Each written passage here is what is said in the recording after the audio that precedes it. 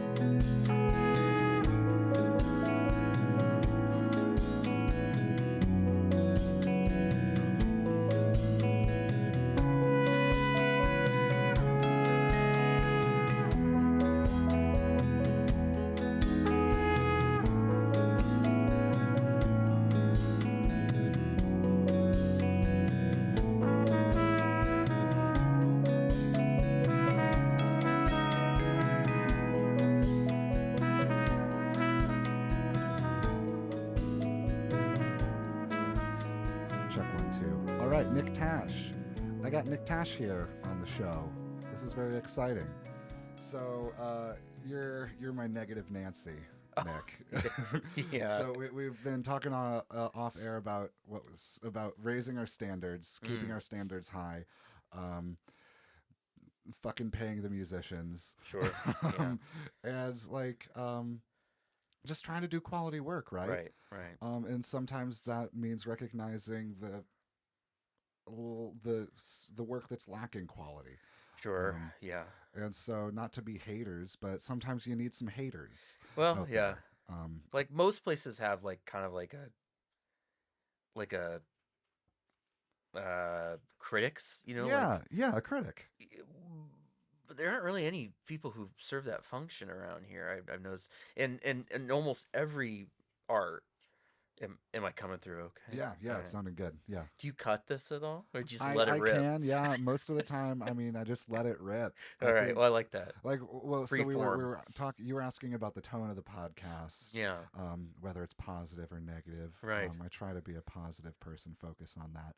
But the cool thing about podcasting, it's kind of the last bastion, or one of the last bastions of unregulated media. Yeah, right. I mean, I've gotten on some Patreons and lately and seeing how much YouTube won't allow on through their guidelines and stuff. It's kind of crazy, and uploading my own stuff, seeing what gets cut for whatever reason, what's deemed obscene or anything. And so podcasts are still pretty unregulated. It's a Wild West.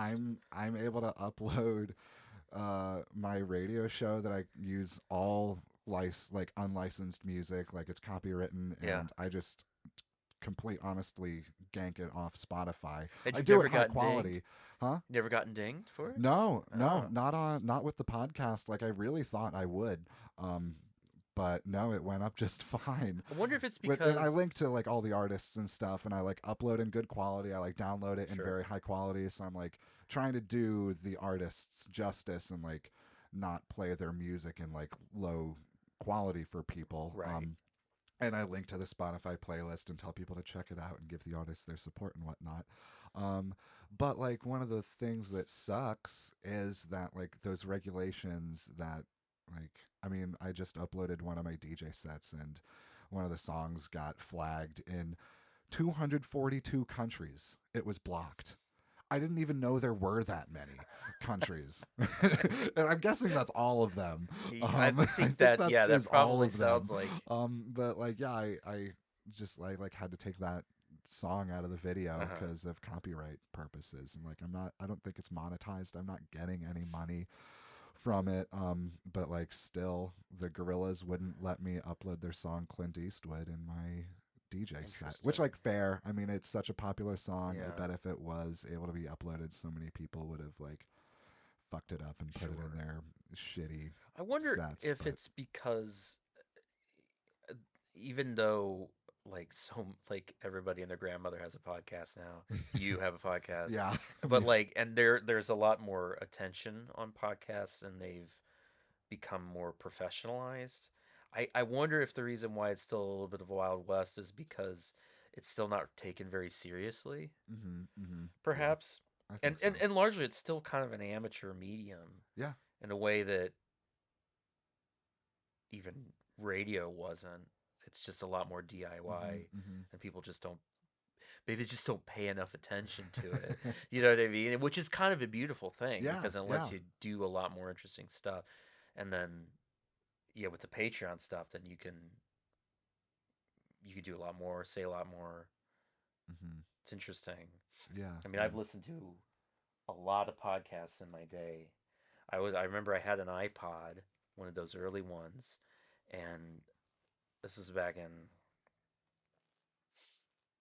20 probably like 2008 and Okay, having yeah. one and first coming across podcasts and it was just like it was Yeah. these weird little radio shows where it's just a couple of dudes talking and it's like you they were usually comedy oriented Yeah, yeah, yeah. and being like kind of fascinated because I was working a job then where it was really boring and so uh, it was pretty brain dead work. You didn't really Mhm. need to think about it, so I was looking to find something to do while I was doing the work and yeah, I found this thing called podcast. So I feel as though I've been in on the ground floor of podcasts. Dude, I've been listening yeah. since 2008, You put a, back on an you had to iPod. download them onto your device Correct. by plugging it into your Into a computer. computer No shit. with a cord. What? That's right. And I did Some it. of my younger listeners may have never experienced that. I did it I mean religiously. I never did that. I never got into podcasts that early. Oh, It was you're so only on young. Spotify. Like and I mean with this stuff I am like always one of the last people to hop on the train. Like I remember in grade school, like when I was in middle school, like MySpace was getting hot. All Oh, yeah. everybody was getting MySpace pages, and I was like the last person in my class to And get then a it was MySpace over. page. Yeah, yeah. And then like a month later, like all the cute girls that I was on MySpace to talk to were moving to some other website that I had to figure out. I'm like, I don't want to. This is a lot of fucking I work. remember everybody migrated from MySpace to Facebook. Yeah, I think that And happened when I was in like eighth grade yeah, or yeah, probably seventh or eighth grade was when Facebook started to become a thing. yes. Um, I remember the so MySpace that would have been like craze. 2009, 2010. Yeah, that sounds right. It was cuz I remember I was in middle school when everybody was super into MySpace and everybody was like learning HTML and Yeah. customizing their pages. Just uh, so funny to think about. Like I had a friend who completely decked out his page. Fact, he had a lot of Grateful Dead stuff on his oh hell page. yeah. He figured out a way. I remember he figured out a way to put the little bears Uh huh. and they like flashed and Do they changed actually colors. dance Yeah, across? Yeah, they like and walk across yeah the screen he or learned how something. to do all this stuff just to That's for his awesome. MySpace page. That's so cool. But I was never that savvy. I had a pretty boring MySpace page. Yeah, and I hope that something like that is about to start occurring again. Like I've heard about the migration off of the large internet platforms is beginning, Like and like Instagram and yeah, Twitter and yeah, and like because they're so homogenized and like the algorithm is so dialed in, that like and I this is partly why, like, 3 or 4 years ago, I like got my own domain name and like Mm. got it all set up.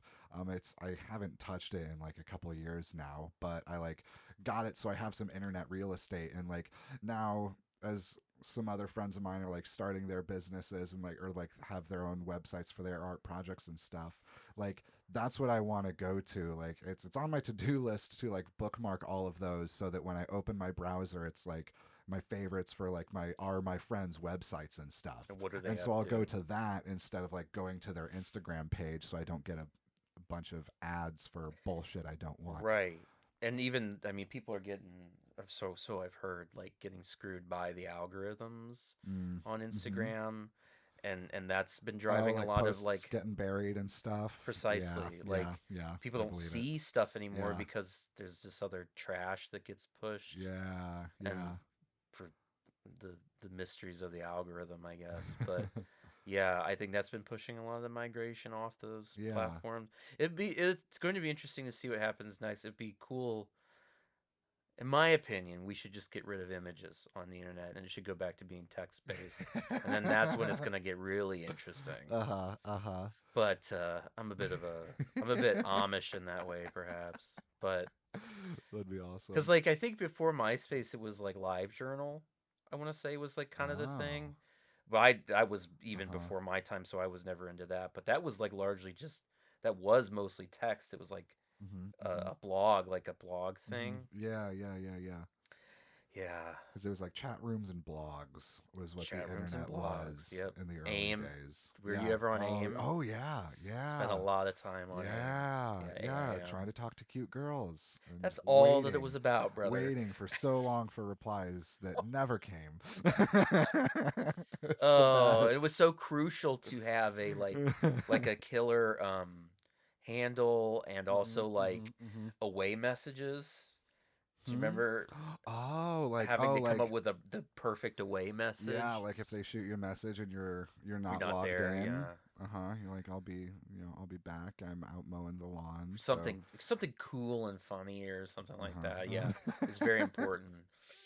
This is really I Yeah. didn't know this was going to be a nostalgia podcast. I didn't Mhm. realize you were going to be Mhm. trying to rocket me back to my youth. I didn't either. Do you want me to introduce myself Yeah, and yeah, like go how we for it. know Yeah, each yeah. other? Where Nick Tash, where do you come from? Where do I come from? Well, yeah, my name is Nick Tash. Um, I'm not exactly sure how to introduce myself. I used to do theater in town. Haven't done it in a while, largely because of the pandemic. Kind of put a stop to Mhm. that. Mhm. Um, hesitate to call myself an artist, but yeah, did theater. Briefly ran a theater company called Shakespeare Machine here in town that was active between 2016 and 2019. We did well, how many shows did we do? Good I think handful. we did five all Mhm. told. And that's how I met Alejandro. Mhm. He Mhm. was in production that we did of Christopher Marlowe's Faustus, and yeah, we've been buddies since. We hadn't seen Yeah. each other in a while though, Yeah, yeah. and The so pandemic yeah, will it do that to you. just a total lost time. Yeah, damn that pandy. Ugh, ugh, just Yeah, really wrecked so many of my plans. Like I spent all of 2019 getting ready for 2020 to be a badass year. I think a lot of people were. Yeah, I don't know what it was, but I like was consciously in 2019 prepping for 2020 to Yeah, kick off, and then it fucking kicked off yeah. Well, already. it kicked It's like, off God, I'm already. glad I got my shit together last year. Well, it's funny you say that because you might remember this, but during 2019, when we were still doing the company Shakespeare Machine, the theater company, um, we were gearing up in 2019 for a badass 2020, Mm, and mm, then it all kind of fell apart. mm-hmm, mm-hmm. Because remember, do you remember we were going to do King Lear? That was going to be our next show. Huh. Oh, I think I do. Yeah, Yeah, loosely remember we that. were like planning, and then Yeah, it all kind of that was the yeah, end of that. yeah. The nails went into the coffin. Mhm. Yeah, So but nowadays, what you're well, doing the book cart? oh yeah, so that the newest endeavor, uh, that's what I am. I'm a bookmonger now. I'm not Yeah. an artist. I'm a bookmonger. Yeah. So yeah, I got Local this a bookmonger. little project that I Amazing. started with a friend of mine. Her name's Sarah Sirachi. Sarucci? I think it's Sarucci. Okay, Jesus. I hope she doesn't listen to this because that's gonna be really embarrassing if I get her name wrong. Um, but uh, it's a mobile book cart, and we sort of take it around to different places and do little pop up bookstores. And we're selling. We have a focus on strange and unusual books um, that you wouldn't necessarily find at, say, Barnes and Noble or something like that in town. And yeah, we've been doing that for a couple of months now. It's been interesting. I met a lot of interesting people. Um, I'd certainly count it as a success because we've been selling books. We've been slinging books here and there. Nice. Um, we go to Firefly Coffee a lot on North Anthony, and but we're looking to kind of try some other places. We just recently did one at Conjure, Yeah, yeah, I saw about that. That's awesome. which is a really nice place. Firefly, excellent place. They're very generous. We like being there. Um, There's a little more room in Conjure, though. Conjure is a little more At least the one spacious. over here on what is that, like Lake Yeah, like Columbia? Yeah, yeah, it because there's I precisely. think You're there's really three of close. them in town. Yeah, it's Yeah. just down the road from us here. Oh God, I don't want to blow up your spot. No. I mean, in this day and age, like Yeah, it's not hard. I'm they'll sure find you. someone really wants to find me, They'll they'll find find you. me. Yeah, but yeah, that was kind of the nice thing about Conjure is that we were actually because we built this cart that can be towed by a bike. So it's built off a little bike trailer, and then there's a sort of two-sided shelf on top of it that we sell the books out of. Um, it's all very cute, very twee, but it's the nice thing about Conjure is that we were able to actually fit the cart in, just Oh, bring the cart nice, in because they have nice. so much room in Yeah. there. Uh huh. It's nice, but yeah, we love being at Firefly and we love being at Conjure. And we're looking to find other places, pardon me, uh, to pop up here and there. Hmm, hmm. So that's the new thing. I guess I should say the name of it. It's called Piebald Shark Books. Hmm, hmm. We have an Instagram page. We don't have a website yet. That is in the works. That'll be kind of like our online storefront. Hmm. Oh, cool. So like when we're not out in the real world, the meat Hmm, space, hmm. there'll be an online place where people can order. Cool, cool. We're hoping to get that up like next year. Hmm, So like hmm. come January, we're gonna start working on it a little harder. Sweet. We were gonna try to have it like simultaneous with starting the cart, but there was like so many moving pieces going Hmm, on that hmm. that kind of fell by the wayside. So we're like, Hmm, just hmm. we'll just make an Instagram and then we'll call it a day for that for Hmm, now. And hmm. so yeah, we're on Instagram. I think it's just you There's can search Piebald Piebald Shark Shark Books. Books. Yeah, I I'll think link to it below. Yeah, thank you very much. yeah, yeah, We're the only bookstore with that name, I think, in the whole world. So it yeah. shouldn't be too hard to find. How'd the name come about? Why is it called that?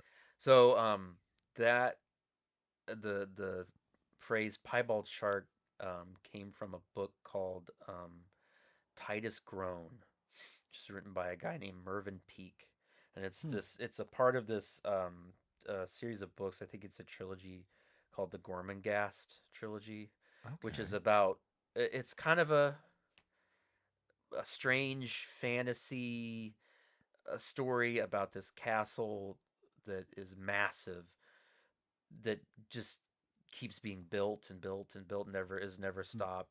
It's just always being built, Oh. kind of like infinitely. Uh huh. Uh huh. And it I think it's the first chapter of the book. This guy is walking through this hall, and it's filled with these painted wood carvings, Oh, okay. and they're wood carvings of various animals. And one of them he mentions in his big list is the piebald shark. And I that struck me as such an interesting phrase when I read it a long time ago that I was like, oh, that's a great name for something. I don't know what it's a good name for, but I'm gonna remember that and use it. And then I don't know, it just seemed right for this. It's like I don't know. It reminds me of like an old tavern sign. Like Yeah, you'd we're yeah, gonna go to the yeah. tavern at the sign of the Piebald Shark or something like that. And Cool. yeah, so that's where the name comes from. But yeah, that's my new gig right now. Cool. That's the Cool. side gig, and but yeah. Are you gonna be anywhere soon? You were at Conjure recently, and Well, this will come out. This episode, let's see, it comes out this coming Tuesday. So okay. that's I think the Oh, geez. 12th of December. Well, So if you're hopefully we'll. anywhere before Christmas or Yeah, in the new year, should be at Firefly on Sundays. okay, cool, cool. But you can check the Instagram Mm-hmm, because mm-hmm. we always update that with where we're gonna be on a given weekend, and that's Cool. usually when we pop up is on weekends. Mm-hmm, mm-hmm. Um, so check there to make sure we should be at Firefly on Sundays. But always check the Instagram to Yeah, be sure. yeah. Cool, Yeah. cool. So that's a new endeavor. So Nice, it's been very nice. interesting. You've got to meet a lot of cool people who like books and want to talk about it, Mm-hmm, which I mm-hmm. love to do. Yeah. But How'd you get into that? Like, how did it come about? Doing a bike cart. oh man, that's a great question. Well, like so why should we go all the way back? Sure. Do you want to go way back? Let's go way back. Um do you remember a place, a bookstore in town called Little Professor Books? Does No. that ring any bells for you? None at all. It was in what shopping center is that on it's on Jefferson, like as you're going out towards Lutheran Hospital. Mm-hmm, It's not mm-hmm. Village at Coventry, it's Mm. Covington, Mm-hmm. Yeah, the Covington where Plaza. Taj Yeah. Mahal is. Okay, yeah. You know what I I'm think I talking know the about? area. Yeah, Right. yeah. So where the Planet Fitness is now, Okay, yeah, yeah. that used to be a bookstore. Oh. It was called Little Professor Books. And that was the place that my mom, that was the first bookstore I ever went to. Oh, Mom cool. took me there as a little kid. And I have extremely strong and I guess core memories, as the kids say these days, of that place, right? And it being kind of this like magical wonderland, and getting into books very early on just by virtue of like mom taking me there to get books every once Mm-hmm, in a while. mm-hmm. And so I've always had, because of that place, a very strong love of books and bookstores. Mm-hmm, mm-hmm. And uh, so, Little Professor was there. Then Barnes and Noble came into town. And Little Professor Mm-hmm. was like the local bookstore. I know there were other ones, but for me, that was the one I It's like remember the Hyde Brothers most. around back Hyde Brothers then. for sure was around. Because that place is old, It's been right? there forever. Yeah. Yeah. I mean, talk about an institution for sure. Um, Barnes and Noble came to town, and when Jefferson Point was built and it opened Mm-hmm, there, mm-hmm. and Barnes and Noble came to town, and Little Professor basically got pushed out of Yep, business, yep. and which was a real shame. But Yeah, then bummer. Barnes and Noble kind of became the bookstore for me, and then I always thought, God, my dream job is to work in a bookstore. Oh, sweet. And I lived briefly near Chicago for a while, and I tried to get a job at bookstores up there, specifically the Seminary Co-op in Chicago, which is, if you've ever been there, Mm-mm. it's an incredible bookstore. Just got all this. They have a lot of like academic titles if you're into that kind of Oh, thing, but like okay. it's just a great bookstore, Uh-huh. but huge. And tried to get a job there, it didn't work out. Tried to get a job at Barnes and Noble for a very long time. It just never worked out. And then, always in the back of my mind, I always thought, well, maybe one day I'll just open a bookstore. And that's certainly where the seed of the idea came from. And then, I got to know my friend Sarah, uh, through my friend Kurt, who's a great musician. Kurt Remke, he's a great Mm-hmm. artist. He's Mm-hmm. a video game developer. He's an artist. He's a great musician, and he here in town. The He does dude's all always kinds of doing cool stuff. something cool. He's always doing Everything something he does is cool. awesome. He's got a Yeah. great app that he designed called Soundwalk. Oh Do you know yeah. about that? Yeah, I need to check that out. I haven't checked it out. Thanks for reminding me about that. Well, you're Is very it like welcome.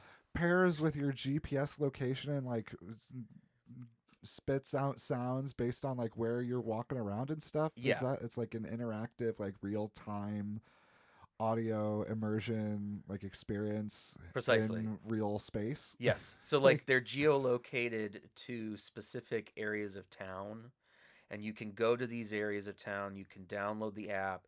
You put the app on. You get your headphones in, and then you can basically. It's almost sort of like self-guided tours of these areas, although it doesn't mm-hmm. have to be that. But um, and so like as you move through the space of that area, it triggers different music or sound clips, and it's Yeah. very cool. He Wow. developed it. It's called Soundwalk, and I think it's really taken off. But I met Kurt through the through doing the Shakespeare Machine stuff because he did the music for our show. What ended up being our last show, Macbeth.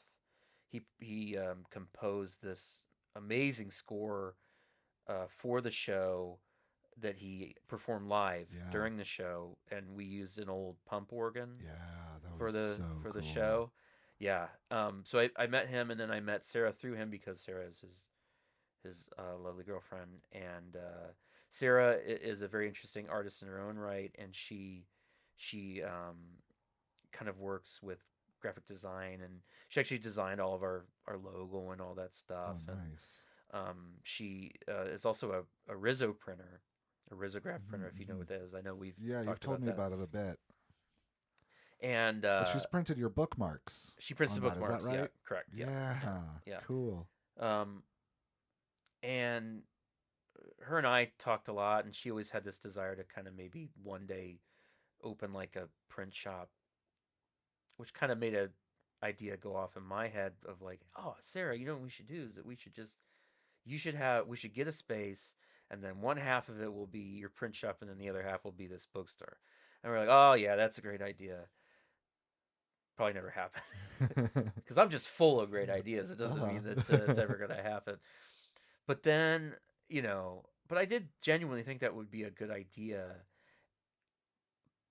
But we're kind of low on capital. We're not, and takes a lot of money to open a brick and mortar Mm-hmm. like that. Mm-hmm. And then I sort of kind of stumbled across these like carts that people had built in other cities where they would, you know, a little cart that they would bike around, and they'd sell books out of the cart, which is not really a new concept because like in bigger cities you can find, well, like newsstands. Mm-hmm. Oh That's yeah. kind of gone the way of the dodo a little bit, so I Uh-huh. don't know. Uh-huh. Well, in Paris I know there's like a lot of like street book vendors Oh and really? stuff, Cool. and it's a thing that people do in a lot of places, but I had never seen anybody do here. Mm-hmm. Mm-hmm. Like we've had like Brava's hot dog cart, we had Mm-hmm. that, and we've had Mm. like a couple like coffee carts, but I'd never seen Yeah, anything like it's all this. been food stuff. Well, usually food related. You Yeah. don't often see books, I guess. Yeah. Yeah. But and I thought, oh, you know what? That might be a really low overhead, low cost way to start Yeah. this. Yeah. And it could be mobile, we could take it different places. And I thought, this might be an interesting way to get to an actual bookstore. But Cool. it's a great end in and of itself because like it's fun. We can kind of go around different places and Mm-hmm. Mm-hmm. bring it to people. Yeah. Um, Yeah. so long story short, that's kind of how the idea came about, and eventually we just were like, let's just do it. Let's just get. Why Mm-hmm. not? It's so low stakes that there's no reason not to do it, Heck and yeah. it's been going pretty well, I think. Nice. Yeah. Yeah, because it was what, like end of summer that I first saw you We out. started in September. Okay, yeah, yeah, Yeah. yeah. That I first saw you outside of the shop Outside on a Firefly. Saturday. Yeah, Hey, yeah. what the heck is this? What are you That doing? was so cool. It's my new gig. Yeah. Yeah, and then Lissa Trouble walked by one day while I was out there talking to you. I wasn't there that day. I didn't even see her. You weren't? No, I wasn't there. Who was I It talking must have been to? Sarah. I must have been just talking to Yeah. Sarah because, Yeah. yeah, Lissa Trummel showed up and I got to talk to her and Scott, her younger brother. Oh, was Scott there too? Yeah, yeah. He's still in town working at, Yep. I think, one of the schools I think is he's like a still doing, technical yeah, director or tech theater something. stuff. Like building I've talked to sets him and stuff. Sounds awesome. not I'm stoked about terribly that for him. hasn't I talked to him fairly recently. These are by the way people who worked in the theater company with us a Yeah, little bit and yeah, yeah. great tech theater stuff people and Yeah, Lissa, she did the puppets for for Faustus. Faustus I she think did, that's a yeah. good time to open up that can of worms. Faustus, Um, yeah. So so that's yeah, how we met. yeah, yeah. End of 2017, we Yeah, did early that, 2018. and so yeah, that show was interesting because so the company was Shakespeare Machine doing the Yeah, works of Shakespeare, and Faustus is on paper by Christopher Marlowe. written by Yeah. one of Shakespeare's contemporaries, Christopher Marlowe, um, who sometimes people there's a lot of speculation about. There's a lot of conspiracy theories, Yeah, although yeah. I love this. I love the conspiracy about theories about this. who really wrote Shakespeare's plays, and some people think that it's like, well, Marlowe supposedly died in like 1599. He was stabbed to death in a barroom brawl, Oh, jeez. and I think also he might have been a spy as Yeah, yeah. He well. was like a spy for the government or Real like for interesting the character. church. Or Yeah, no, no, he was a spy for the government and the the queen, church wasn't too keen on him. something like Something that. like that. Yeah, he was getting into it. Yeah, so he was a real interesting character. He was the man who sort of perfected blank verse for the stage. Oh. Very a real innovator, and yeah, what's like one of his most famous plays is Doctor Faustus, the story of Faustus, the man who sells his soul to the devil for like all knowledge and that kind of thing, and so that was our Faustus was our fourth show. So we Mhm. had Mhm. the very first show that Shakespeare Machine did. We started in 2016. The idea being, yeah, we were gonna focus pretty much exclusively on the plays of Shakespeare and his contemporaries, people who wrote at the same time as him in the late 16th, early 17th century. And so the first show we did was Comedy of Errors, and we performed out of the Arts Lab downtown, the Arts United Arts Lab, the Black Box, which is Mhm. great Mhm. space. Um, and then we did Coriolanus, another Shakespeare Roman play, and then we did As You Like It was our third show, and then yeah, Faustus was our fourth, which was the first time we did a show that wasn't by Shakespeare, and yeah, that was a real interesting show because it's like all about making a deal with the devil, and there's Yeah. lots of demons and Here in the city of churches. yeah, Yeah, it it was was. interesting. Well, but like it's a morality play, right? So it's like Mhm. it. I think it's pretty clear in its message, in my opinion, which is like, hey, don't make deals with devils because you're gonna go to hell at the end, Uh-huh, right? uh-huh. Which is indeed what happens to Faustus. He gets dragged to hell at the end, and It was awesome. It so was our so the awesome. concept for our production of it was sort of like that it all took place inside Faustus's little room that he sort of holed Mhm. himself up Mhm. in, Mhm. and that it's all an illusion, basically, that these Yeah. demons are Yeah. performing for him, that he thinks he's getting all these riches and knowledge, but really it's this sort of like play they're performing for him, this illusion that they're creating. Mhm. Mhm. And so you played one of the demons. So Mm-hmm. you played a bunch of different Yeah, parts because yeah, there were, let's see, there was only, I think it was a very small cast. There was only yeah. 6 people Six in of it. us, yeah, and Yeah, two of those were Faustus and the Mephistopheles. devil. Yeah, So the yeah, other four of us played all the other characters. yes, yeah. And Tara, she was the only Tara other like Olivero. human. Yeah, cuz Yes, but then she did double up as a demon. she had to because Yeah. we didn't have enough people. Yeah. Yeah.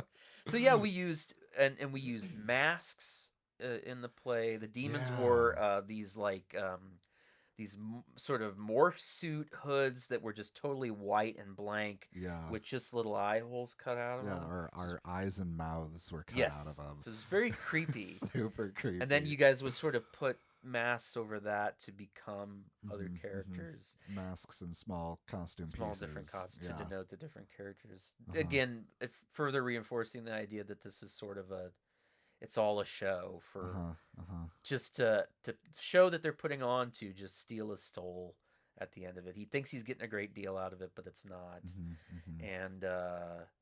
And it was a very successful show, I thought. What was your experience like being in it? Because you've done theater, Hmm. Hmm.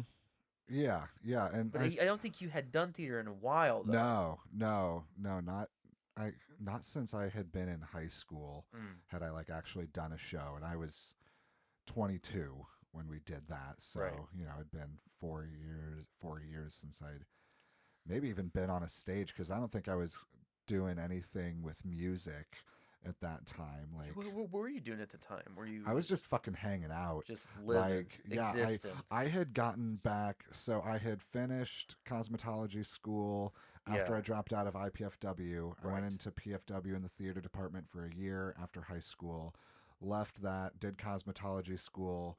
That took another year, and then I think I was working in a salon with my mom, and then went out to Oregon. I was like I planning, remember that. yeah, yeah. So it was Yeah. like that was like one of the big like chapter switches in my life. Um, and it was really funny because I had gotten back to town the beginning of August 2017 and like shit hit the fucking fan. Like I got to my grandma's house in Iowa, in Des Moines, Iowa, and looked at my bank account and I had -$7. I was like, oh, I have less than no money right now, and I got another 3, 4, 500 miles to go. She gave me enough money to get me To to get home. Illinois to my next set of grandparents so they could fill up my gas tank and get me all the way home. Oh man. But then I went underground. Like my girlfriend broke up with me when I got back to town. Needed to happen. Like was an unhealthy thing going on, so all good.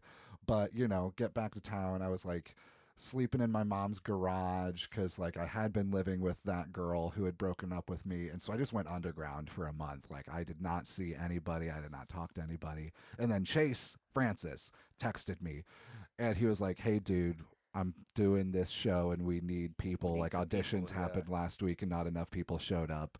You should do this show. And you also knew my girlfriend at the time as well. Yeah, yeah, And so yeah.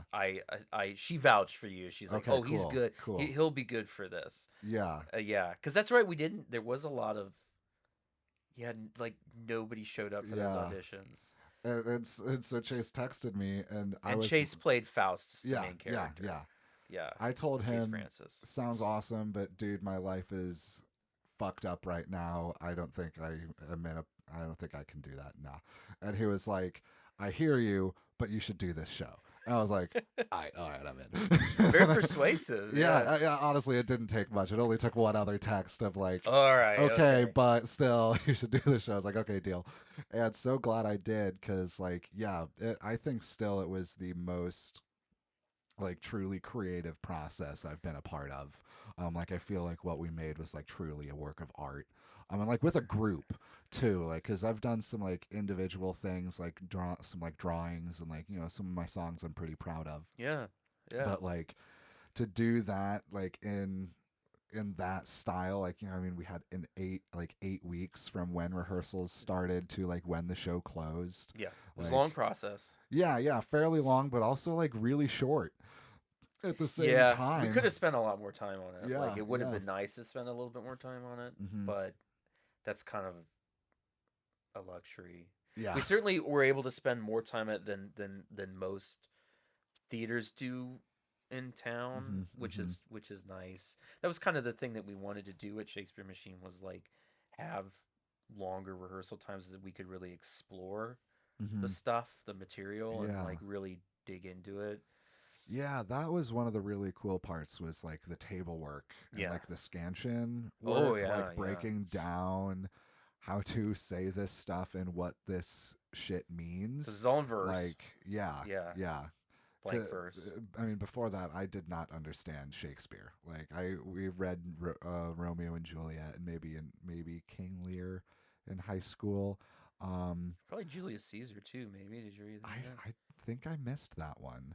It's like they usually do Romeo and Juliet, Julius Caesar, Macbeth are like the ones they tip. Oh, Mm-hmm. they don't sometimes Hamlet, but that's like I think it's too Mm-hmm. damn advanced. Yeah, I don't even remember. Yeah, But I do know that I had no idea what was being stated in that old English. And so doing that and like having you guys break that down for me, so that, and like the idea that how you say this and if you emote it correctly, the audience will get what it is. correct. Like that, and I think that came through for audiences sitting in seats. Like, we knew how to express the like thought and emotion behind the Right, words, and so it right, didn't even matter. I mean, it's kind of like listening to music in another language. right, Like, I might not understand it, but I can still connect to the emotion of what that person is singing. I mean, like opera and stuff. Like, I don't right, speak Italian, but like a beautiful Italian aria like hits you. right. You understand emotionally what is going on, and Yeah, if you know what you're saying yeah.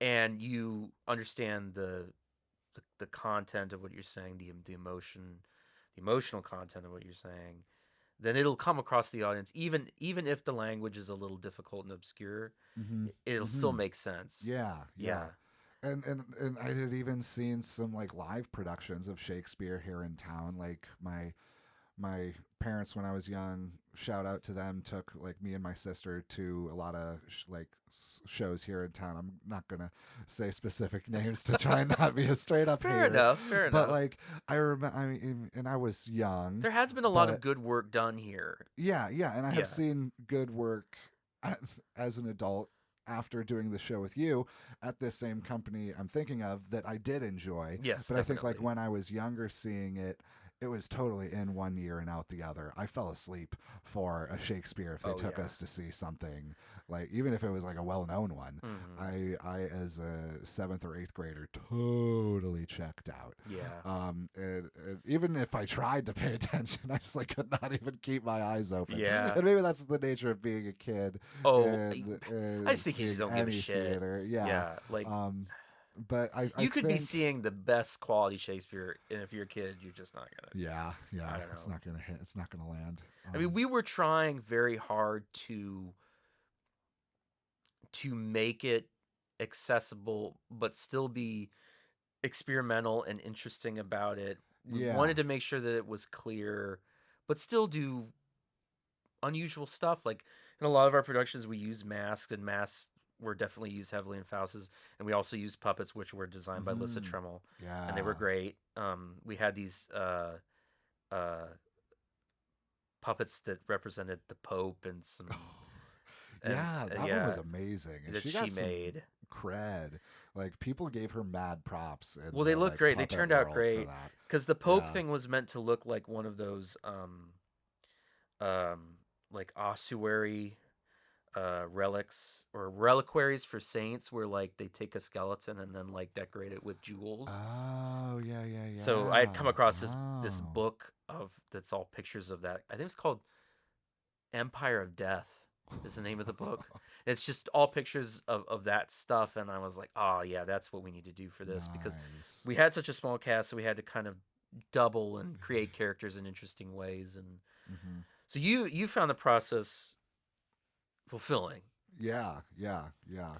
Definitely, definitely. Yeah, I Very think. challenging. Oh Like, I yeah. still talk about it today. I tell the story of like how I did a theater production, and 20 minutes before the doors opened, I was lying on the floor stapling fabric around the edge of the stage because we hadn't had fucking time to Oh wrap my the God. stage yet. Like literally, yeah, like before. I think I might have I been forgot about partially in that. costume, even like breaking so many rules Oh, of the we theater. were, yeah, like you, God, I had we totally forgotten about that. But Yeah, yeah, yeah, we were literally, literally working on the set until right before doors I opened. think the paint was Right, still wet yeah, when when the show when the started. door Yeah, opened. yeah, Yeah, and the there audience was came wet paint in. on this set. I had t- Dude, I remember that now, and that's so Yeah, crazy. yeah. Certain It's things like about that show, Chase and Haley were getting in costume, and I was on the floor with a staple gun. I probably was like, is there anyone who's in costume who could come do this really quick, who's Yeah. ready to go, who could just help? I'm like, let's fucking do Let's do this. it. I got a staple gun in my car. Let's go. That is sort of the nature of theater, though. Yeah, yeah, It's yeah. like 100%. totally smoke and mirrors and like duct tape Yeah, and yeah. cardboard and the beauty of it is that like the magic makes it come alive and and hmm turns the duct tape and cardboard into something else. Into tangible walls and into But alternate dimensions. that was a tough tech process for that Very, show because very. we had kind of a chaotic when we actually brought the set into the the space in which it was to be the show was to be performed. There's a lot of technical difficulties with that. It was tough to get it all put together in a timely manner, hmm and then we had a just had a lot of tech elements in Tech Week. And if you don't know what that is in the theater, Tech Week is typically the time. It's usually the week before the first performance where actors get their costumes and finally get to wear their costumes, and the lights and the sound is all added into the productions hmm leading up to opening night. And those are usually crunch weeks, and they're very hmm difficult. Yeah, And yeah. this was a very difficult week. We There was a lot of taking off work to get stuff done. Some mild poisoning Oh, do you occurred. remember that? Do you Yeah, remember when we were yeah. building with that Yeah, foam? Yeah, Chase was burning through foam with The hot, a soldering iron, like yeah, someone had told him was safe, and and it a was not. dude, it was not safe at all. Like He got a he little was sick. ill. He was Yeah. ill for quite some time How after. stupid It was was so that? dumb. Like So ill we advised. were all so dumb. Only when Staying you're up late. young. I think you and me were in the old Tech Venture shop until like 2, 3 in the morning in January. Like, and there It was was like no heat freezing. It in was the place. freezing. There was like it was like a giant warehouse. The place burned down. Like, I don't know if you Right. heard. Like, nobody can go in this place anymore. But anyone who did, it was the old. It was on It's not far from Howard. here, Yeah, it's not far from here. near Indiana Tech. Yeah, and it was like this big giant warehouse that had to have at one time been an industrial Yes. place. But it was a And maker. They had turned it into a maker yeah, it space. actually was really neat. I'm bummed it burned Okay, down well, actually, I heard that or the it caught building on next to it fire. burnt down, and it wasn't the actual Tech Venture Uh huh. building. And I think they're still there, actually. So shout out to Tech Venture If they are, for I back in thought they had moved, 2017 letting but us build our set in yeah, there. yeah, They were yeah, very gracious to let us be yeah. in there and build a set, but Until we, 2, 3 in the dude, we morning, were there it was so bad. late. And it was like January. It was like cold, cold, cold. Like you and me walking out of the place and like scraping ice off of our windshields and like Because I mean we, oh, this is I had told you about this, but I'll remind you. I quit a job to do that show. I honestly didn't want to do the job that much. I was a waiter at the Casas because I'd come back to town from that's Oregon and right. I was like, well, I got to get a fucking gig. Yeah, Like, yeah. gotta, I had less than no money. So I found that was the first gig I could find. And like, I had this feeling, like I told my boss there, I gave him 2 weeks and I was like, I got an opportunity to do this like theater production and I feel like it's something that I'm gonna need to really dig into and like put my focus all on this. And so like, sorry, but I gotta go. And I mean, I clearly did not want to do that job all that much. And I was living at home, low rent, like Yeah. little to no bills, so I was able to like do that and skirt by. And so then You stay till 2, 3 a.m. you building were shit on Tech Week. even more committed than I even realized. Because Yeah, I think full I bore. I was remember so that. into it. I remember you, I think, telling me I that. think it was after the production. Because I'm not a kind of person that wants to show off or like pat on my own back, Yeah, but like right. I think as after it closed, I was like, yeah, man, I quit my fucking job to do this. I think if you had told me that Yeah, while we were doing it, I would have said that you were a fucking idiot and that you yeah, and should I go get think your that's why job I back. kept it to myself because I was like, no, I can't let them know that I quit a job for this. They'll tell me I'm stupid, but like I know that already. I mean, there were. I I know mean, what I'm doing is stupid. I'm gonna be as stupid as I can be. everyone involved with that production put in We were like so 210%. yeah. But yeah, It those was nights at Tech insane. Venture, you, me, Chase, we spent so much time there painting stuff. Oh god. Uh, Yeah. oh It man. was ridiculous. Because like most theaters have a shop Yeah. to build their sets in Yeah. before they bring the sets to the theater. Which is usually, I mean, if you're lucky, it's attached to the theater, or at least like on the same Typically, block. yeah. Like that was my experience in the past. Was we built our sets just in like the next. Well, if you're big even room luckier, over. you build it on the stage. On the that you're stage, gonna yeah. perform it in. But we didn't have that luxury. We were basically an itinerant companies, just kind of going, finding space where we could. Yeah. And there's no shop at the arts lab, unfortunately, and so we had to build it at Tech Venture and then truck it Yeah. to arts lab to then set it up, and it was a complicated setup because we had to get a guy to attach the ceiling of the set to the lighting grid.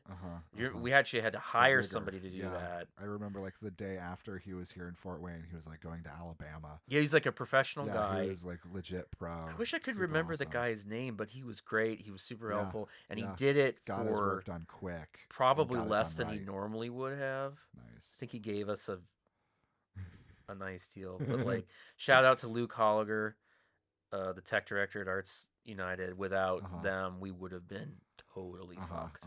Because it was there's so much going on with that set. I think we completely underestimated how complicated putting it all together was going to be. Yeah. Like, so overestimated it. Yeah. And yeah, if those guys at Arts Lab hadn't been there, Arts United, I mean, and we would have been dead in the water. Totally I think fucked. so. I mean, like that show. I mean, all the shows we did were real communal efforts, like everybody pitching in to get it done. Because we did them with like barely any money. Yeah, it was largely me putting money in, and I'm so sorry. Excuse me. God, I hope that didn't pick up on the That's mic. part of the show. Uncut, raw, unfiltered, baby. Oh man. And so we were like, it was all volunteer.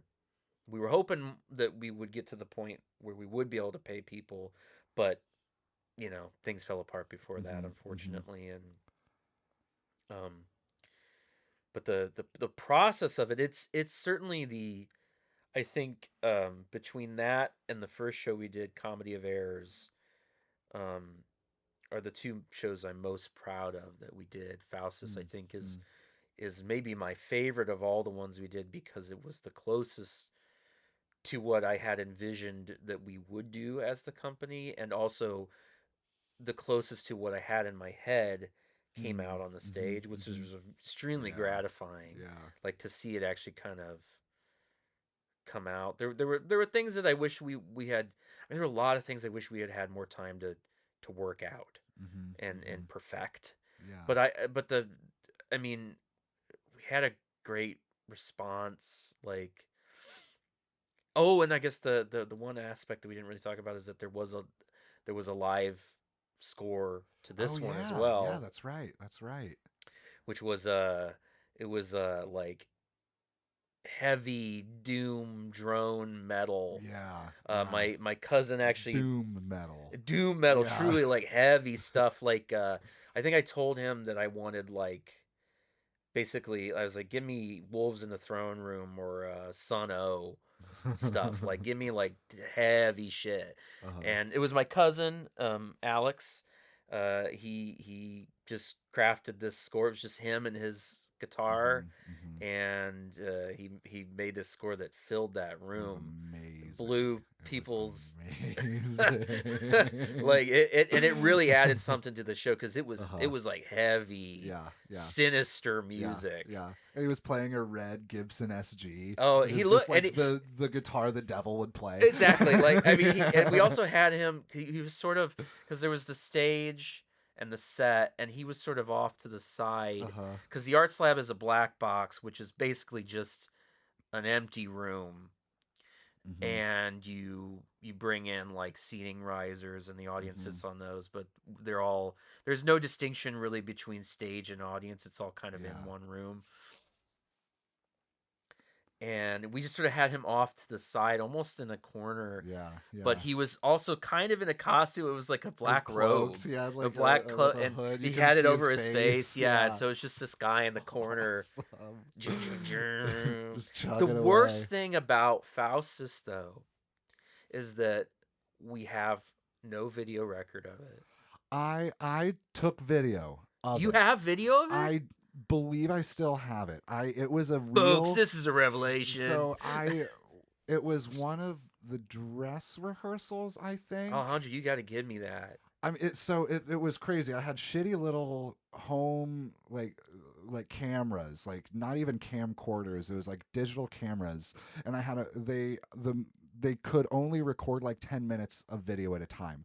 So I had two of them, and I had a friend. I wrote out an outline of the show across 3 pages, and I timed it so that my friend could sit up in the balcony, and I had it timed out. Okay, this is where you start camera 2, and that's when you're going to take the memory card out of camera 1 Oh my and God. offload it while camera 2 is going, so that at this point you can start camera 1 and then you can turn off camera 2. So I've got, I think, if I still have it, I can't promise you that You I still gotta have it. look and see if you can find it. Yeah, I think it might be on my old hard drive, because it was like on my old computer that crashed, but I think I saved it on my external hard drive. So Man, I'm gonna go in, and oh. if I've still got it, and I can my editing skills, and I have better software now, maybe I can Well, even if you splice it just sent together, me the even just raw a part of it. footage. Like if I can, yeah, If we yeah, had anything, anything would be awesome. because of the complete chaos of Tech Week, Uh huh. normally when we did shows, we would have a guy come in and photograph the dress Mm-hmm, mm-hmm. rehearsals. I think And we got that. We had someone come and photograph. yes, but they photographed a performance and they had to do it from the balcony. So all the Oh. photos suck. Oh. Uh huh. Uh huh. They're Uh huh. not good, and normally he would have been able to get up close, Mm-hmm, but mm-hmm. they're all from like way up, and they're Yeah. kind of blurry and dark. Oh. Yeah. The Yeah. best thing that we had of the at least that I the only thing I thought we had that was decent was a video trailer that Nick Lubes Oh did yeah. for the show that Yeah. Yeah. That's right. we posted it on social media as like a trailer for the show, Yeah. and which was aw he It did was a super fucking shout cool. out to Nick Lubes. He's an awesome Yeah. DJ in town. Yeah. Go check him out. Yeah. For sure. Lubes For at sure. Lubes on LUBS on Instagram. It's not Lubs. It's Lubes. It's Lubes. You pronounce the He's got an Yeah, he's got umlaut I think over it it's for the L DJ. U with an umlaut. Yeah. BS. Yeah. Yeah, and he's a super cool guy. Guy's great. I And love him. he's like a wizard with like doing like marketing promo Mhm, videos like mhm. that. Yeah. Yeah. He made us look really good. And Yeah. that was the Faustus one was particularly good. It was like Uh-huh. really spooky. Yeah. And as Yeah. far as I knew, that was like the best documentation that we had of the show. Uh-huh. But Uh-huh. I do remember this now that you had, because I Yeah. remember you telling me, "Oh, I'm gonna have my friend here," Uh-huh. Uh-huh. and I completely forgot about it until you said that, folks. We got the documents, folks. That's fantastic because if Yeah. you still Yeah. have I that, hope I do. I hope because we I have a do. good recording of Macbeth, Oh, nice. which was another show that was pretty good. It was kind of a Uh-huh. nightmare process, and I wasn't as happy with that one Uh-huh. Uh-huh. because of certain technical elements that didn't work out and conceptual ideas that we weren't able to realize. And Mm-hmm. Mm-hmm. but Yeah. um and just also stuff that Yeah. was going on personally that really dampened the whole experience. But I mean, like we were saying before recording, we were invoking spirits in that. I mean, like I don't remember if I intentionally performed any rituals. oh no, I hope did you? I hope I you mean, I don't weren't. know. Let me rephrase that. I don't know if I intentionally performed any satanic All right. rituals. Okay. I Okay. definitely performed some rituals. Maybe a little bit of a cleansing. Yeah, some sage and herbs were burned in the preparation for that show. Did you do it Um, in the theater? no, Probably should no. have. I mean, it would have. Yeah, it would have been really good to smudge that place. It's funny that Because Faustus doesn't have the same reputation as Macbeth does, but it is funny that we followed Faustus, the show that like deals very heavily with devils and stuff, with a show that is like known to be kind of cursed. And when we did it, yeah, it did feel yeah. a little bit cursed.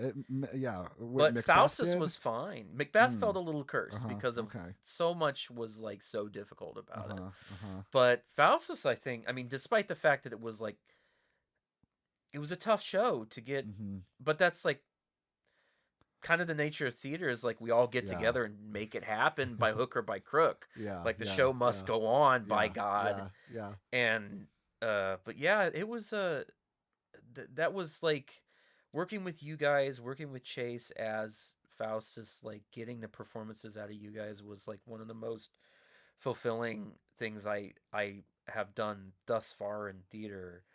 Um and I, you know, every once in a while I'll hear from people like not that long ago I just heard um uh apparently a friend of mine was talking to somebody and out of nowhere they brought up this show they had seen at Arts Lab, and they were like, "Oh, it's the best thing I've ever seen." And it was Faustus, and I was like, "This is a person I don't know at all. Is a total stranger. Just they have great memories of that show, and that means a lot. Yeah. That like it Yeah. made an impact, even though not a ton of people saw it. Mm-hmm. Mm-hmm. It still made an impact, and Yeah. Yeah. that's nice to know. Yeah. Like, I've had that same sort of same sort of thing where like yeah friends that I haven't seen in that long, or like the people I was hanging out with in that time that I don't see as often these yeah, days yeah. because of life. Like when I see them, maybe not every time, but it has come up. Like, yeah, that Has it show really? was really cool. Like, yeah, I love that was fucking awesome, Yeah. dude. Like, yeah, like it. The people who saw it struck them. Like, I think we got the deep kick on that I think we one. did. I think we did something special with that Yeah, show. yeah, I think we yeah, really did. yeah. And I like to think of it as like, because people do talk like they talk about it from time to time. So like, but you know, not a ton of people saw it. So I like to think of it as like a cult show, like a cult Yeah, classic show that's like yeah, semi legendary. yeah, yeah, yeah, yeah, yeah, yeah. That's a beautiful thing to achieve. I feel like we kind of did that. You know, I've always thought about like it would be cool to try to remount the show Mm, mm. with, you know, some changes. But I've Mm-hmm, thought mm-hmm. seriously about it again because No you know shit. you and I were talking before we started the show of like I don't really do theater anymore, but I've wanted to try to get back in to doing Mm-hmm, something, but mm-hmm. just hasn't really worked out. But that is a show that and Macbeth are shows that I'd kind of like to do again. Mm. May not, but you know, my fear is that it wouldn't have the same, you know, Well, oomph. there's no way it could. It There's would no be way its it own could be the same thing. thing. Yeah, yeah. You never step in the same river twice. Right. I don't know that I'd want to recreate it necessarily, but I certain ideas of it I'd want to Yeah, recreate. But yeah. if you, God, yeah, I'd love to see it. If you've got that recording, I'd love to see Yeah, it again. yeah. That's I'll one pull show that that I'd thing up. actually like to watch again. Mm-hmm, mm-hmm.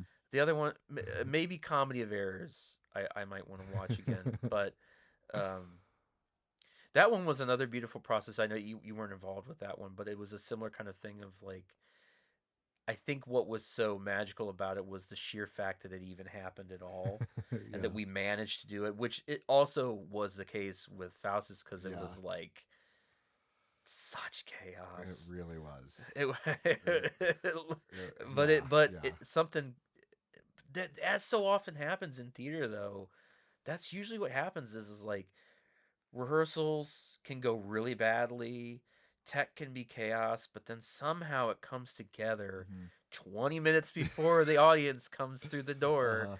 Yeah. and it's kind of exhilarating. Yeah, yeah, definitely. I mean, I remember it might have been after the very last performance, um, but like going backstage after, like right after walking off, and like giving Haley a big hug, Yeah, and like we yeah, couldn't shout for joy, so we had to like keep like shut our mouths, but like just the feeling of we fucking did it. they fucking I did think it. it had to have been the last show because it was like, oh And that was shit. a was that was And a now we got to tear it all down.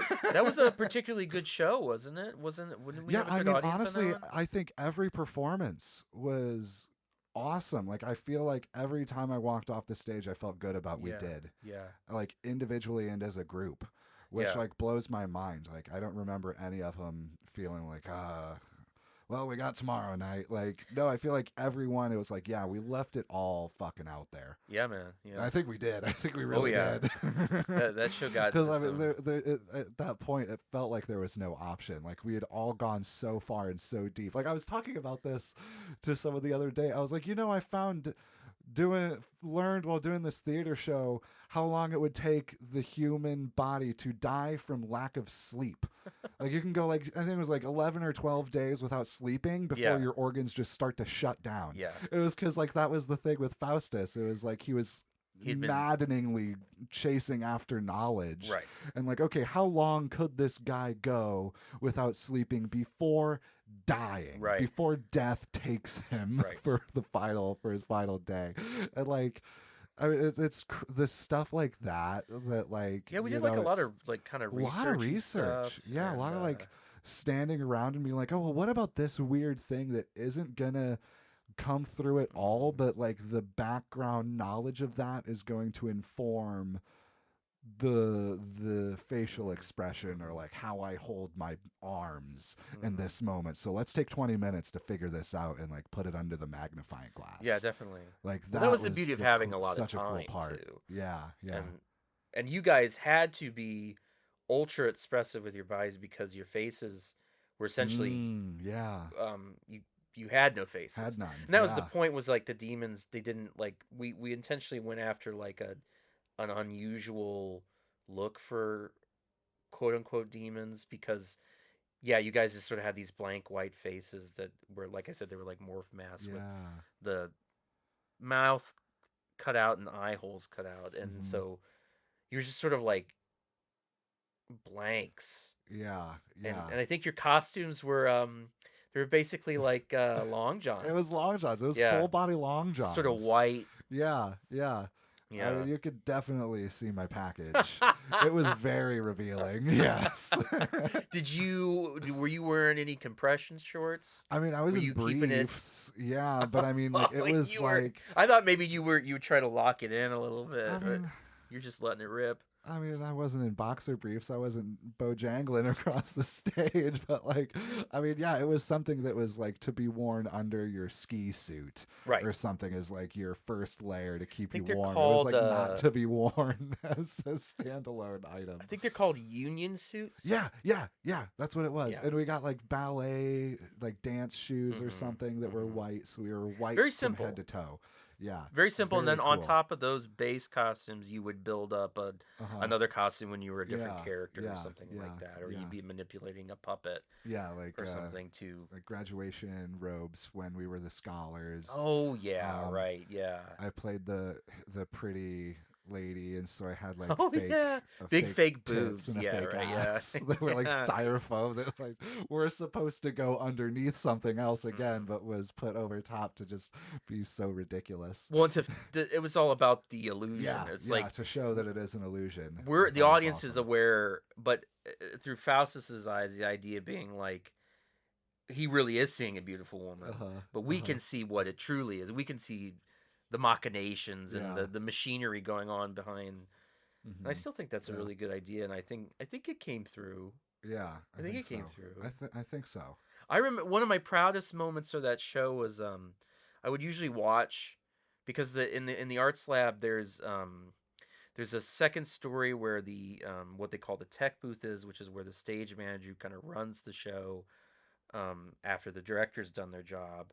Uh, so they have a booth where they sit in, and then they tell the light board operator to, okay, do that cue now. So, and then from that booth you could access the catwalk, which was up above, where you could get to the lighting grid and put lighting instruments on it. And I would go up there and watch the show. Oh, cool. Because I didn't like sitting in the audience because I can't handle it. I don't know why, but I just can't. And there was a moment at the end of the show where Faustus is left on stage for a couple minutes, and he's got this long monologue of like, "Oh God, I wish I hadn't done this. I'm gonna go to hell and at midnight." And he's and if I remember correctly, I think there was no music.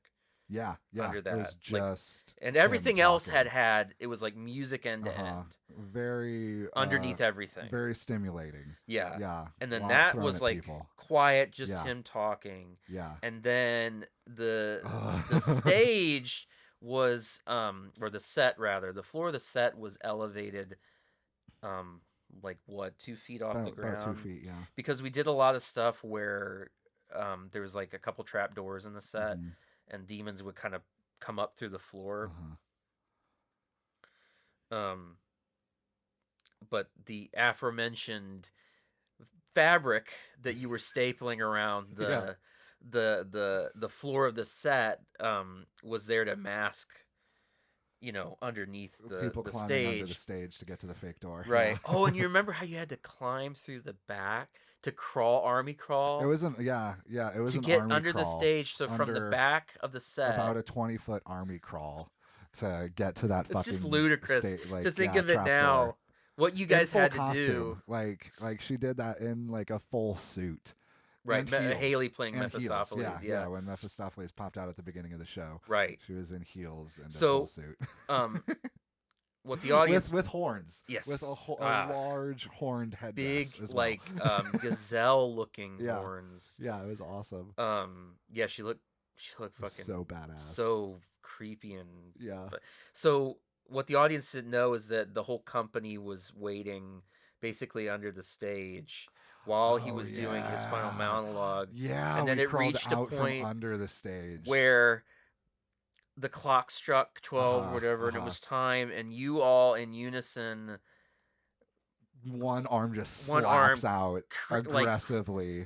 claws out from under the stage, and it's accompanied by loud just guitar, power chord, a minor chord, and full volume. It was always great because a lot of nights people would just like leap out of their chair, and that was very satisfying to watch. That was my favorite thing, and and just also watching people get really uncomfortable when Chase would strip down to his underwear, to his tidy whities. And his like real manic, because the idea was that, like, as you're saying, the sleep deprivation thing, like the idea that he had, prior to summoning this demon, he had been up for days trying to figure out how to summon a demon, and then he does it, and then it's kind of this hallucination, and and then he dies and goes to hell then at the end, and that was a satisfying moment to see people get really scared. Yeah, you could hear a pin drop in that theater, like on the fullest night. Yeah, sometimes I wonder if that's just because people were bewildered or if they were really into it. What do you think? Because you were actually down there.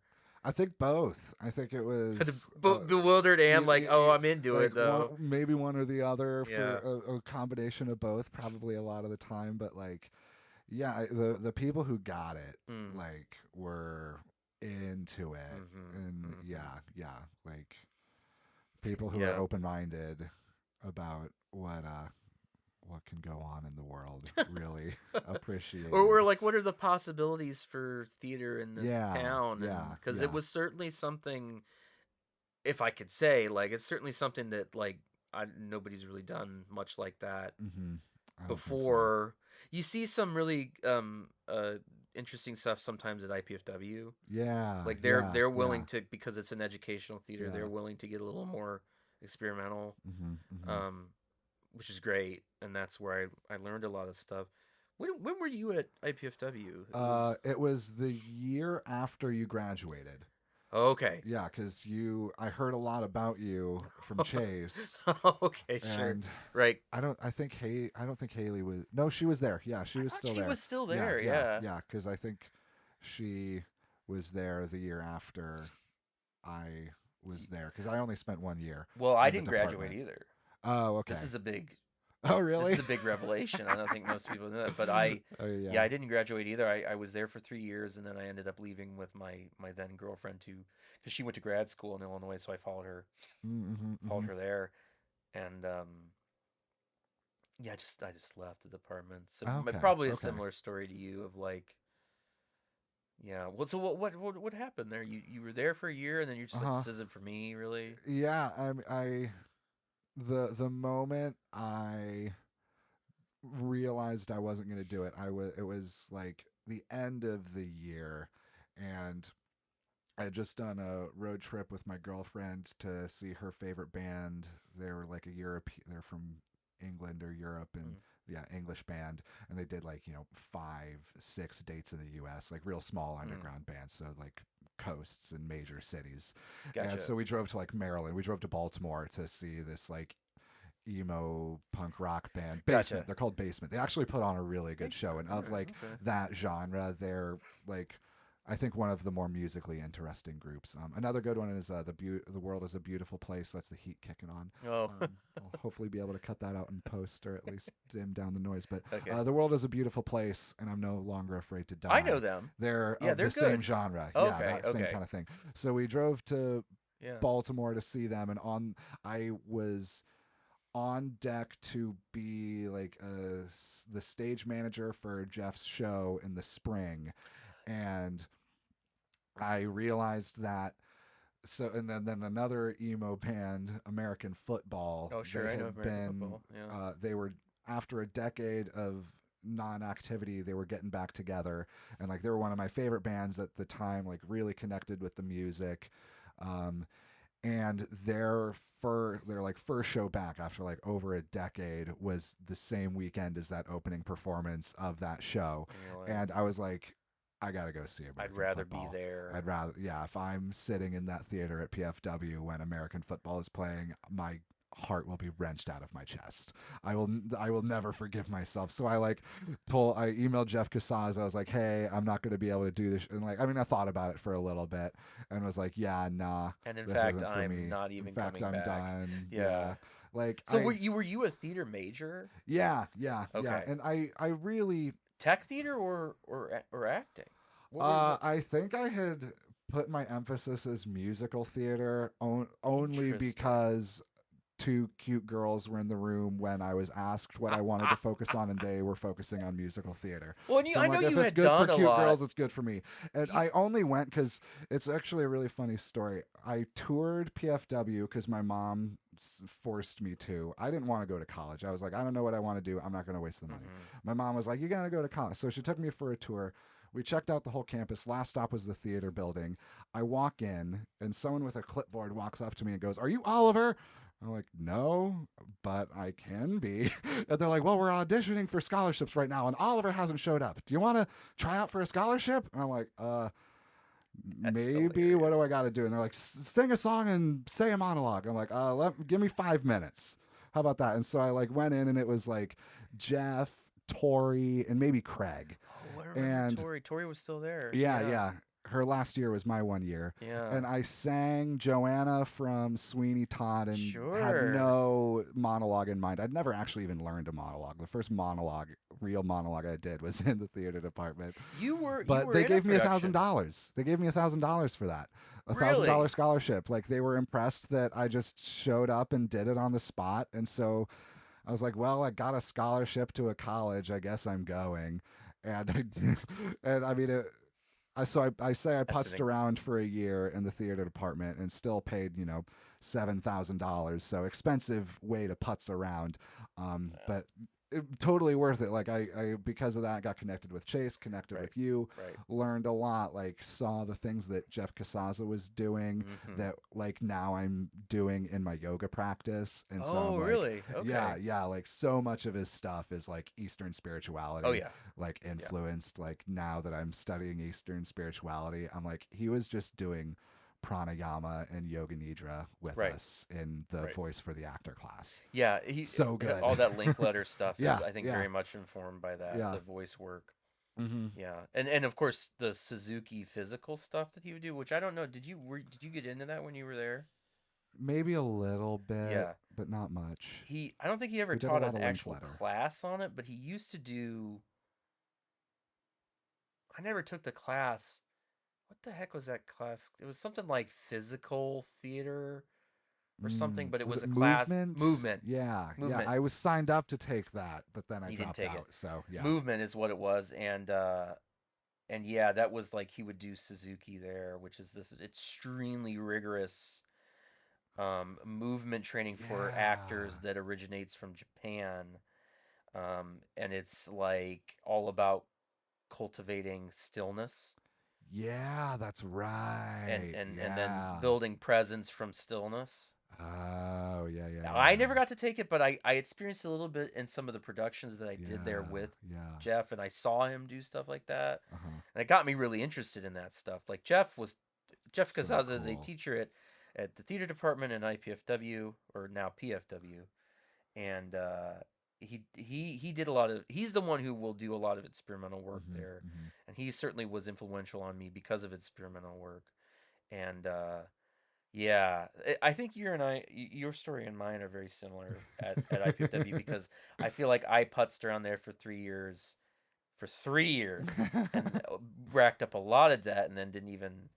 I shouldn't have gone to college anyway because it wasn't. Mm-hmm. I hated high school.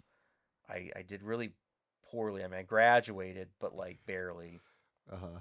All I wanted to do, because I got really into theater in like middle school, and then that carried over to high Mm. school, and Mm-hmm. that's all I wanted to do. I just Yeah. wanted to do productions and stuff. Nice. I didn't really care about fucking the schoolwork, Yeah. but then I ended up going to college because that was like what we were told we had to Yeah. do, Yeah. and so Yeah. I did, and Mm-hmm. I should have taken like a year to think about it and then maybe Mm-hmm. see, Mm-hmm. but I jumped Yeah. right into it. Was there for 3 years, kind of hated it. I liked being in the theater department and doing shows and taking the theater classes, but all the other stuff Mm-hmm. I just did not give a fuck Yeah. about. Yeah. And and then just ended up leaving, Mm-hmm. and because my emphasis was directing. Okay, yeah, I was gonna switch to that. That's what I was gonna do because I was like, musical theater, clearly not. Like the cute girls aren't talking to me, so I might as well focus on something that's Being a gonna be director worth my time. is a sweet gig because you can, Yeah, yeah. ladies like a director. I never actually thought that, but I was like, if I could be in control, but I think I just more than that thought that having that kind of like wide view would be really really cool. Like Hmm. I think at that time I thought that perhaps like I have this ability to kind of look at the wider picture, like see the forest from the trees, and I thought that okay, and I was like not enamored with musical theater. I remember I saw it was Christmas that year. This is part I think what started me thinking that this ain't for me. I Yeah, saw a commercial for Pippin, the touring yeah. Pippin at my grandparents' house in central Illinois. It was Okay. late at night. You know, I'm sleeping on the couch in the living room, so I got just Comedy Central on watching Futurama late Oh night yeah. because that's the best thing on country Sure. cable. And I saw the people in the costumes doing cartwheels and somersaults across the stage and thought to myself, I do not want to do that.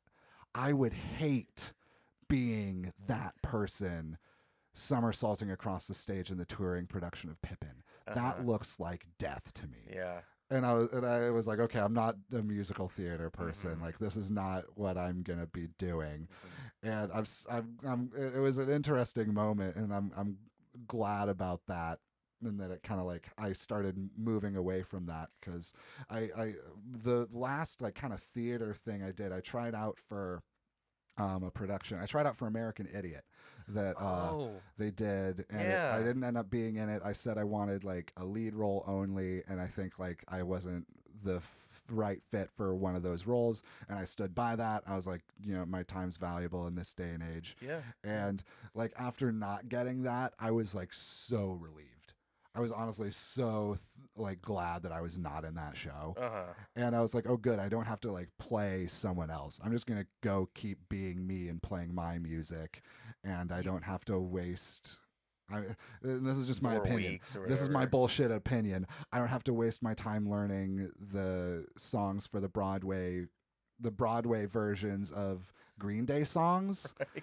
Yeah. I I don't. I would rather be in a Green Day cover band than do the Broadway versions of Green Yeah. Day songs, and I don't want to be in a Green Day cover band. Right. Right. It's not exactly your idea of like, Not that there's anything wrong with that. yeah. I didn't get to see the production. I wish I would have gone. How long ago was that? That was That like, was I was living in this place, so I think it was might have been I think it might have been a little over a year ago. I think it was last so it summer. was I think it was after the. summer 2021 that I Oh, okay. auditioned. Um, Interesting. and it was a cool experience.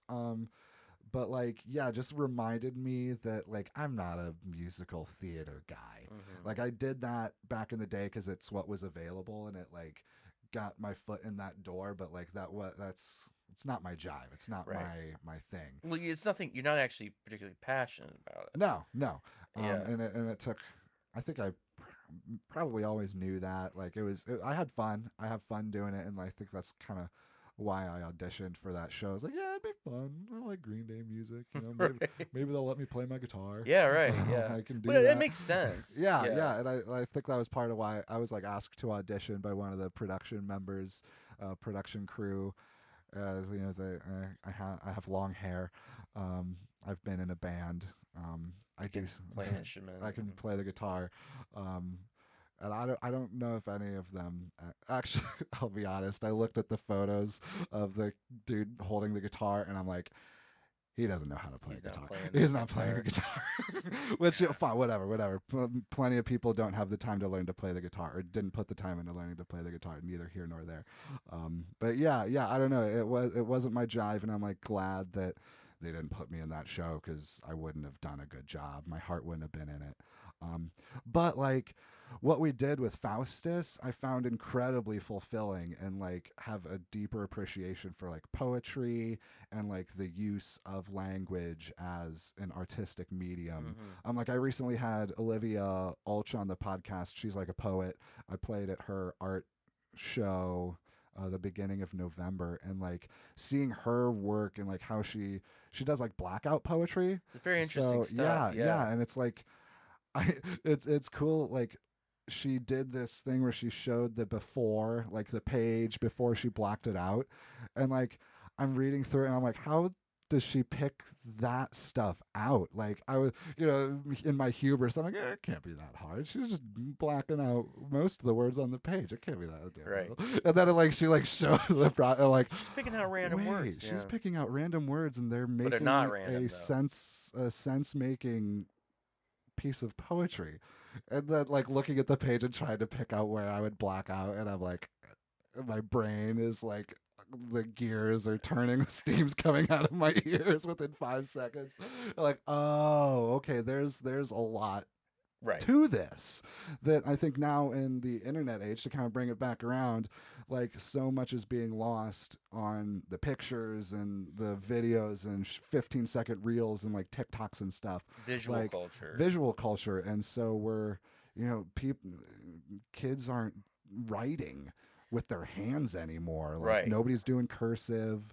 Right. Linguistic And yeah, culture is perhaps linguistics are suffering. yeah, or at the very least changing. And so Yeah. Whether that's good or not, I'm not so yeah, sure, but like it yeah. is something. Well, like, yeah, something about, and I don't mean literacy just in the sense of like what percentage of the population can read. I just mean like the ability to think and write literarily, or is that a word? This is pretty bad.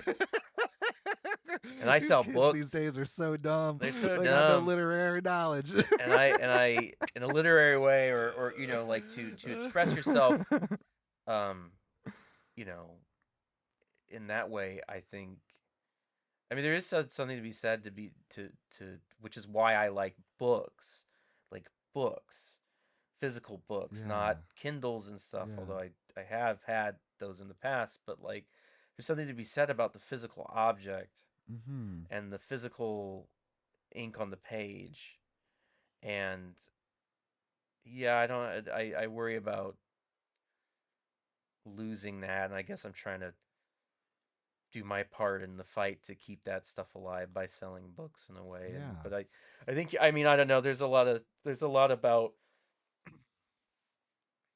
this is another word, this is, I don't think this is a word, but I'm going to use it.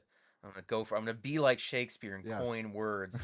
Digitality. There's something about Oh. digitality that I think is, I'm not a big fan of. Like I the fact that we lead so much of our lives on the internet is, I think there's a poverty to that. There's like Yeah, yeah, a poverty of the senses, because like we're being yeah, bombarded by images, and I love visual things as much as the next guy. Like that's what I respond to even in theater, like is the visual.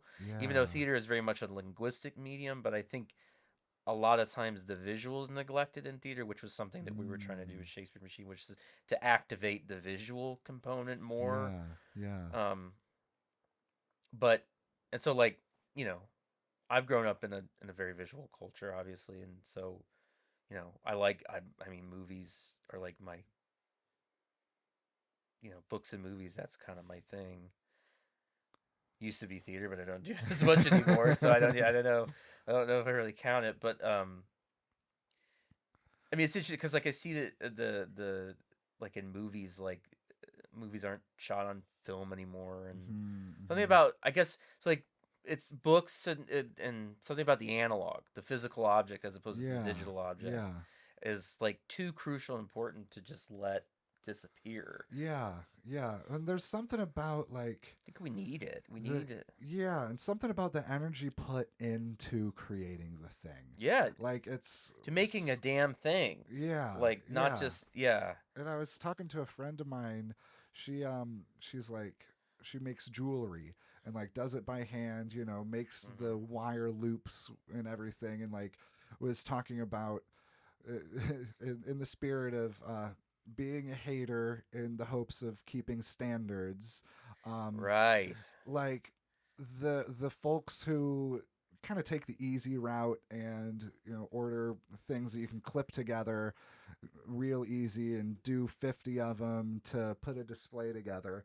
And she was saying like, yeah, I can do that, or I can spend that same amount of time on one piece making something really good. Right. And she doesn't even do the click and stuff. It's like, she can spend 50 hours doing some simple earrings that she's hand making, or she can spend that 50 hours on one piece. And like, what is it that in this day and age, and so my piece was, I find myself appreciating simple things done well, Oh yeah. and or like something that has had more time and energy put into. Like I would rather have that one piece of jewelry that had a lot of attention and care put into the creation of it than like a whole like than 50 pairs of mediocre earrings.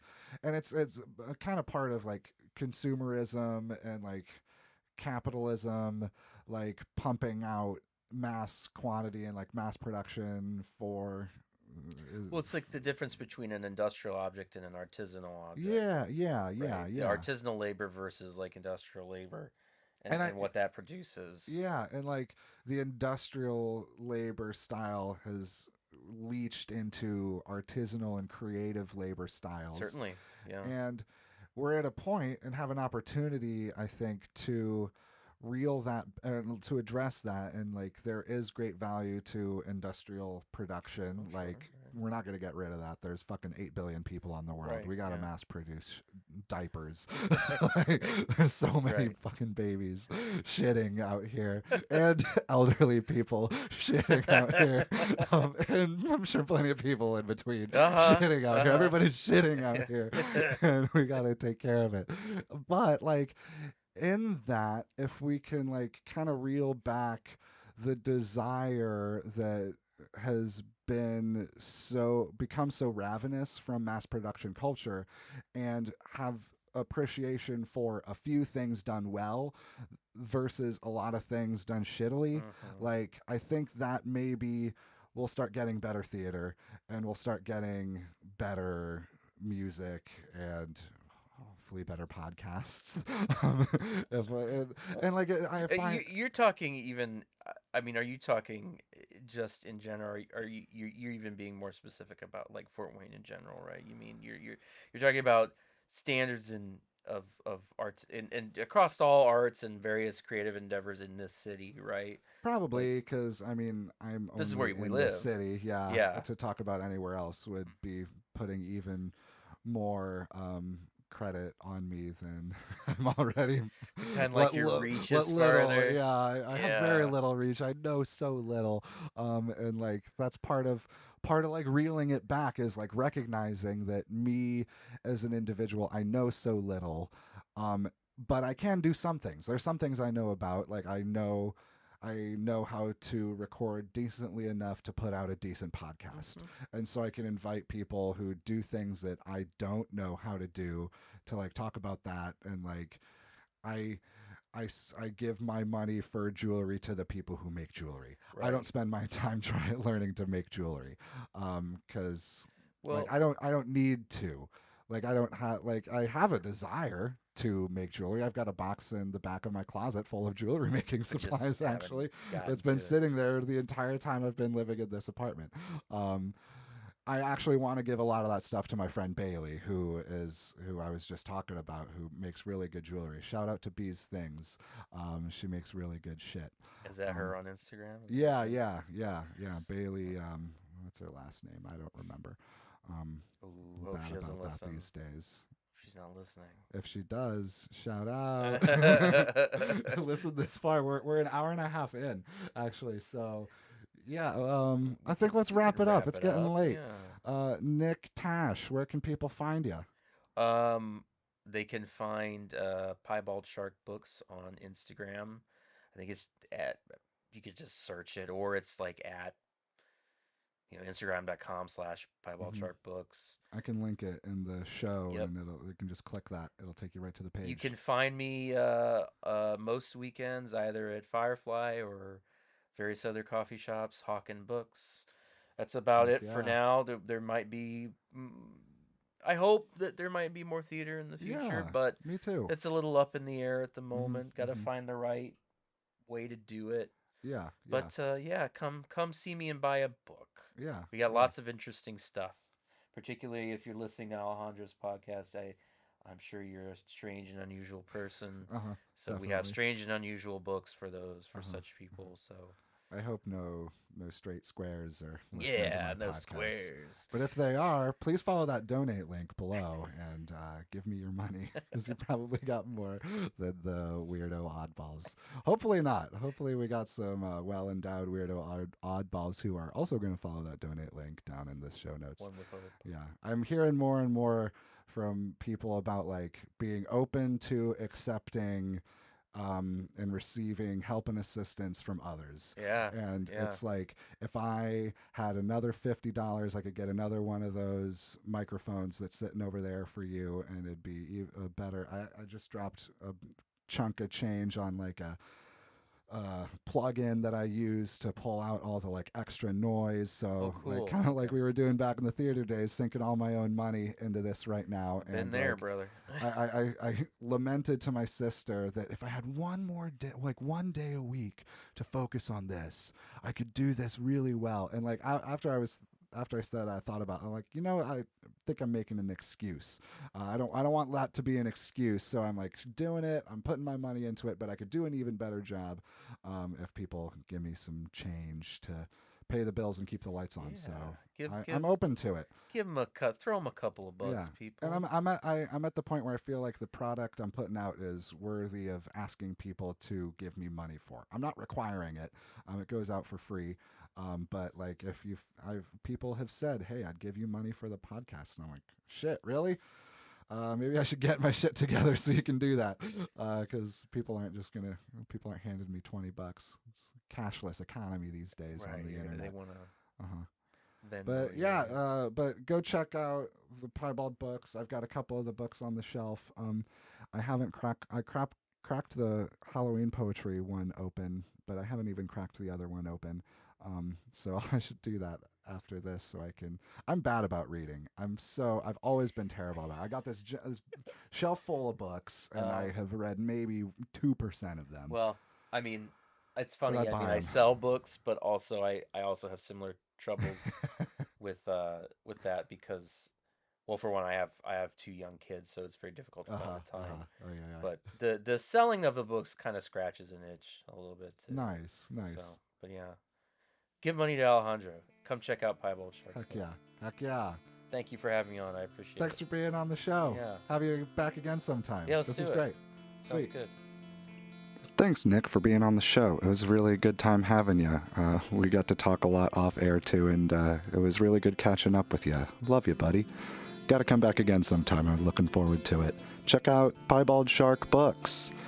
They got an Instagram page. You'll find a link to that below. It's really cool what they're doing. The printing that Sarah is doing is really, really cool. I'm excited to see her continue on with that neat project. So give them some support. If you're listening to this on release day, hope you're able to make it to the improv workshop and magic dance with the Chautauqua group. It's going to be really cool. Yeah, if you made it, if you're listening after, I appreciate you coming, and keep your eyes out for stuff we got going on in the future. This is Stay Home by American Football. I'll see you next time.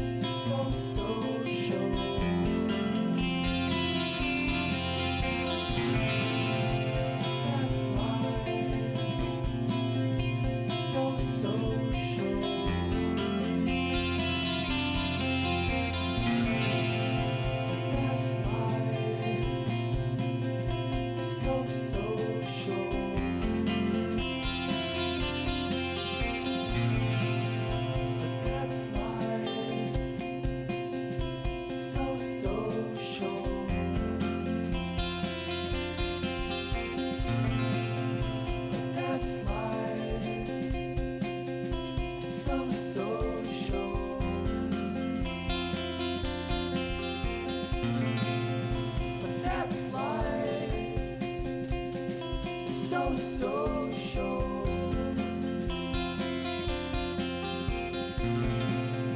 But that's life. So social.